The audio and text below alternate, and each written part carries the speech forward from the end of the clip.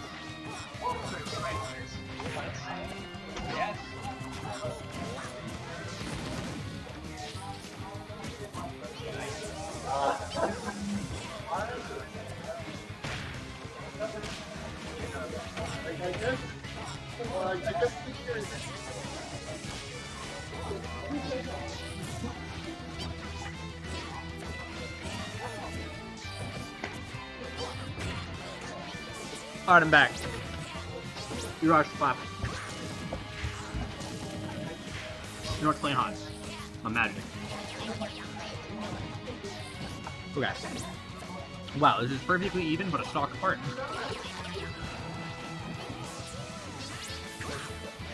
Alright. Because I'm solo on the mic, let's get some let's get some chat interaction, boys. If you're rooting for Eroc, press 1. If you're rooting for Jollypie, press 2. Right now, it's looking like Eroc's doing well, but Jollypie is not dead. Never mind. I was about to say he's dead, but he's not. Ooh, okay. So right now, Jollypie is sort of needing to play around what Eroc's skill conditions are, because Eroc's definitely already approached it. Jollypie's percent has already approached the number where Eroc needs to start playing around getting a kill on.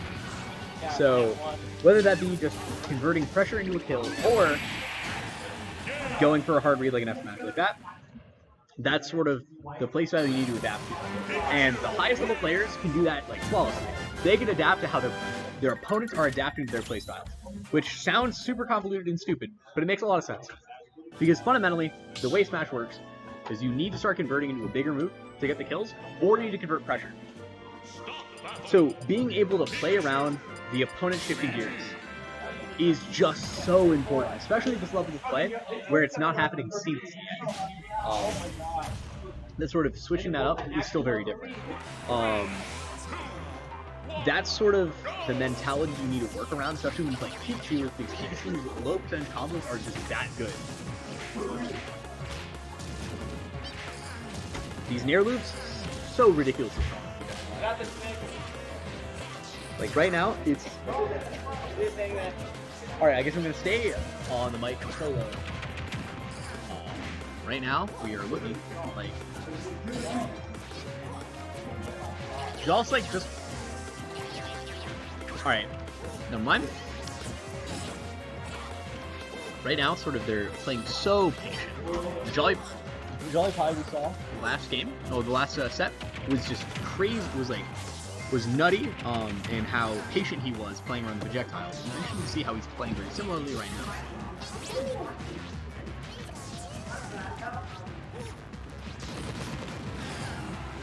Swing patiently, but at the same time, he's sort of not playing very, like, pressure-oriented game like he was. I mean, he's not forcing back his turn. He's not like running in there and sort of trying to make his super already strong. Like, how do I word this best? Jollypie's inherent game plan often relies on him playing patient and then sort of switching gears into a very aggressive, taking his advantage state and just running as far as you can with it. And I'm not seeing that with Eroc. Because Eroc's all just feels like constantly out of advantage or in neutral. Oh, what the fuck? Yeah, that was weird. There's very few ways that Jollypie could have come back from that. But that's sort of what I'm saying. Like, Eroc went into his advantage, he continued his pressure, and then he knocked him clean off the stage. And from there, he just kept it going. There I said, like, maybe you don't even need to go for the hard reads. Sometimes you can just convert your pressure into a kill. That's exactly what I'm talking about.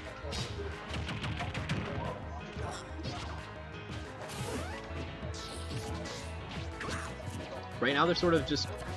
It's interesting how Jollypie's already going for some of the reads.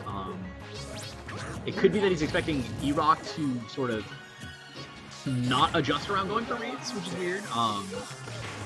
But Jollypie is like still sort of needs to get the percentage up for getting a kill even on the table. Unless he's going to be doing something like going off stage and getting an early kill. That being said, that has worked twice now. Both of the stocks taken were by Eroc doing something unsafe on shield and then getting blown up for it with a V reverse of the. So I'm curious to see if Eroc's sort of adapt his style to play around it, because he adapted it for a little bit, then he went back. Oh, that was actually pretty OD. He had gotten up quicker. I was ready for that combo to look sick. Like I said, Jollypie is, whenever he's getting his own pressure going, is very strong. So...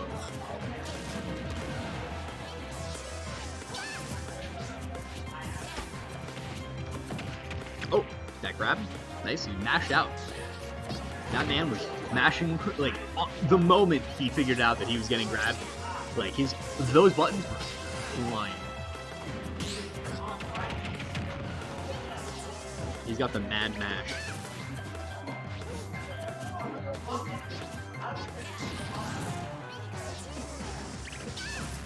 Nice! Wow. Oh, never mind, he's not dead. So sort of, what's interesting there is Pikachu is so light that he's already at kill percent with any big hit. And right now, because he's taken so much damage, like, this is Jollypie's game to win right now. Never mind, he is dead. I heard something in Smash Bros. Events. So it's interesting to see how Eroc, I guess, wants the platforms, or more rather, he doesn't want Luigi to be able to run his own game using linear projectiles on places like Smashville, where it sort of goes through the platforms. If he uses projectile pressure properly, it should be a problem on Smashville. But we're not going there because it got banned.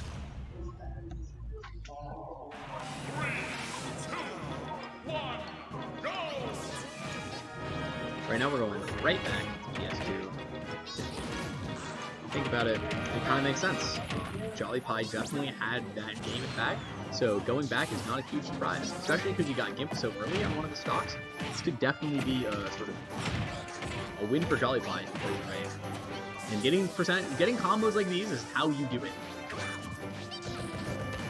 As I guess I didn't go as hard on mentioning as I probably should have, but Luigi plays a very similar style of sort of like going for like low commitment combo starters into a hard read later on.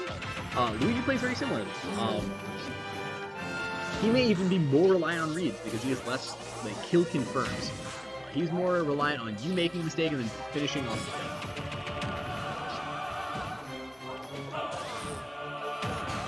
Whoa. I didn't even know what was happening there. And suddenly Eroc's dead. Because I guess when you can't see what's going on, it makes a very weird rock paper scissors effect. And Jollypie just sort of won in that. Because Eroc had jumped and pressed a button, Jollypie still probably would have won. Like, Pikachu didn't really have a great button to contest there, and really had, and it happened again, holy hell. So, in the situation where they're both in the bottom left corner, there were very there. I don't think Pikachu had an option that would have won that unless he went directly when he got back on the stage. He may have like outsped it. That being said, though, the same situation happened this game as the last game when Luigi died. Because what's happening is he's sort of going crazy off stage and using the drag down pressure, and understanding that Luigi has either a lot of sort of lateral motion or none at all.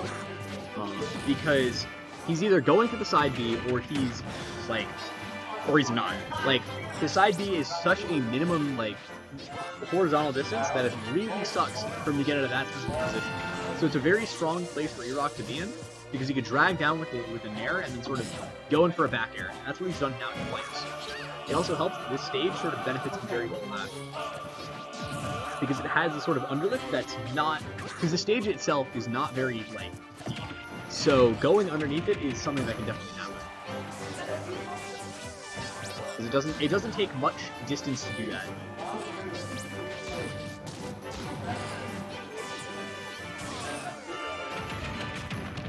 Oh, so it's interesting how Eroc is trying to do the same thing again, except it's a technical thing, and because the back air sort of sent more vertically than it did when you're like, because it sent more vertically and they were higher up, it hit the lip of the stage rather than underneath the stage. So Jollypie could come back.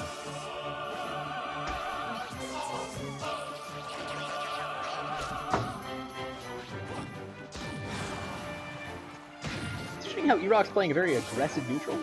They were playing very patient earlier, but right now Eroc's running and going for the F. He's looking kind of like reminiscent of Pikachu when the game first came out. And before they sort of removed Stanky Leg.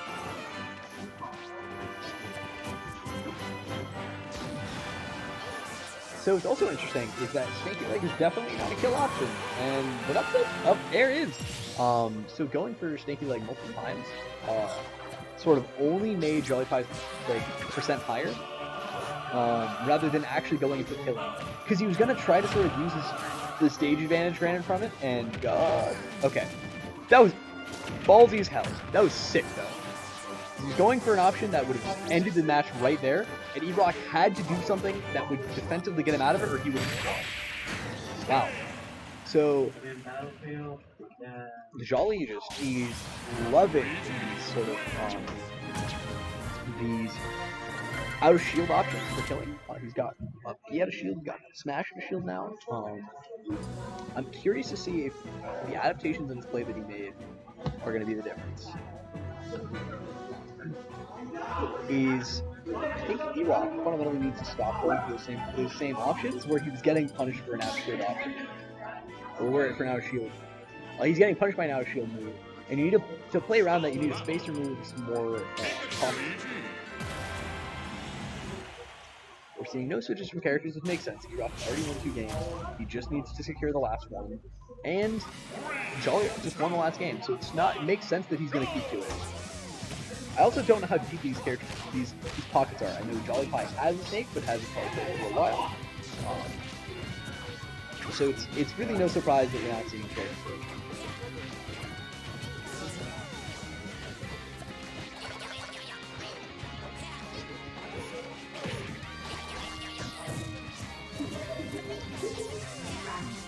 Eroc's sort of nodding, like shook his head there. I'm curious to see why he did it. I guess it's because he's not playing. He's playing aggressive, but like maybe he's not getting the hits he wants out of it. Misspacing it. That was sick. So because Jollypie's recovery is so perfectly just vertical, down air from Pikachu can very easily punish it.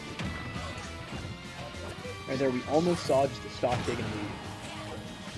And right now, Jolly's like needs to reverse 3-0 to get out of this.